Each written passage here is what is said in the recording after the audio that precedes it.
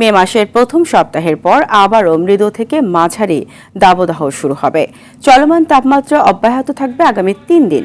২ মে থেকে দেশের উত্তর পূর্ব ও উত্তর দক্ষিণ অঞ্চলে বৃষ্টির সম্ভাবনা রয়েছে। সকালে এইসব তথ্য জানান আবহাওয়াবিদ বজলুর রশিদ।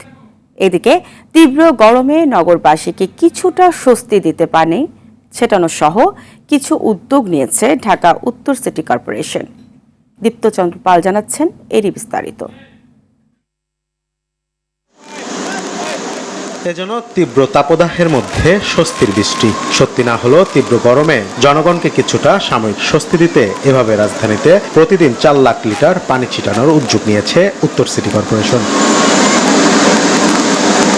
আগারগাঁওয়ে পানি ছিটানোর এই কার্যক্রম উদ্বোধন শেষে মেয়র আতিকুল ইসলাম জানান, হিট অফিসারের পরামর্শে ওয়াটার স্প্রে বা কৃত্রিম বৃষ্টি ছিটানো হচ্ছে। প্রতিদিন সকাল ১১টা থেকে বিকেল ৪টা পর্যন্ত এভাবে পানি ছিটানো হবে। জলাধার কোন সাহসে তারা ভরে।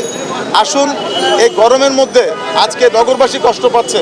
আমি নগরবাসীকে উদারত আহ্বান জানাবো যে অবৈধভাবে কোনো জলাধার, কোনো খেলার মাঠ, কোনো লেক, কোনো খাল কেউ যেন দখল করতে না পারে, কারণ তার প্রকৃতিকে ধ্বংস করছে, প্রকৃতি তার প্রতিশোধ নিচ্ছে। ওয়ালটন ফ্রিজ কিনে অনেকের মতো আপনিও হয়ে যেতে পারেন মিলেনিয়াল। সেরা পণ্যের সেরা অফার। এদিকে গরমজনিত নানা রোগে আক্রান্ত হয়ে হাসপাতালে বেড়েছে রোগীর চাপ।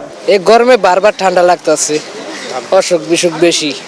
ঠান্ডা, পাতলা পায়খানা, এই আজকে ১ সপ্তাহ তামাই। গরম থেকে বারবার ঘেমে যায়, আর ঘরের ভিতরে অনেক গরম, তো ওই গরমে বাচ্চার শরীর বেশি গরম থাকে, এই কারণে হয়তো জ্বর, তারপর গরমের কারণে অস্থিরতা, এরপর গায়ে লাল লাল গরমের গোটা উঠে গেছে।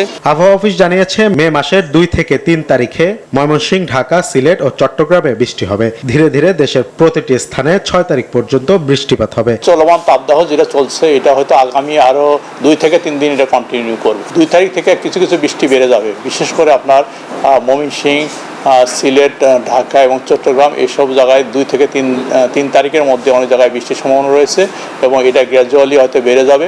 সেক্ষেত্রে ৪-৫ তারিখের ভিতরেই দেশের অনেক জায়গায় বৃষ্টি হবে।